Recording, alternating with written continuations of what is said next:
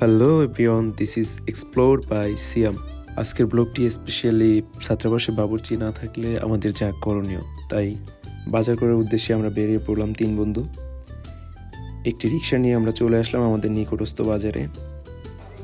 এখানে এসেই আমরা প্রথমে চলে গেলাম মাছ বাজারে মাছ কিনতে। এখানে কোরাল মাছ সহ আমরা আরও নানা রকম মাছ দেখতে পাচ্ছি। তো আমরা বেছে নিলাম তেলাপিয়া মাছ। আমরা আমাদের পরিমাণ মতো মাছ নিয়ে নিলাম। তারপর চলে আসলাম আমরা সবজি বাজারে সবজি কেনার জন্য। এখানে আমাদের প্রয়োজনীয় সবজিগুলো নিয়ে নিলাম। এর মধ্যে আমার বন্ধুকে একটি থাপ্পড় মেরে নিলাম।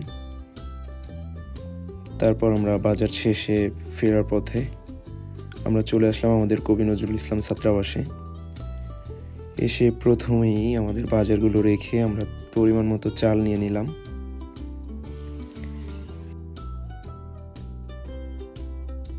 এখানে বন্ধু আরমানকে দিয়ে চালগুলো ভালোভাবে পরিষ্কার করে নিলাম। তারপর ডাল সহ এরপর বড় দুটি পাত্রে ভাত ও ডাল বসিয়ে দিলাম। এরপর আমাদের আনা মাছগুলো আজকের প্রধান ডিজে শেফ খুবই দক্ষতার সাথে পরিষ্কার করে নিল।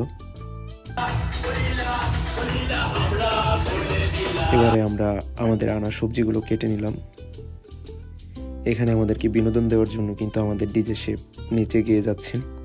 এবার আমাদের ভাত ও ডাল কিন্তু প্রায় হয়ে আসছে। এরপর আমরা ভাতগুলোকে নামিয়ে নিলাম। তারপর মাছগুলোকে ভাজার জন্য একটু হলুদ মেখে নিলাম। এখানে ভিডিওতে থাকার জন্য কিন্তু আমি বড় একটি কড়াই নিয়ে আসছি।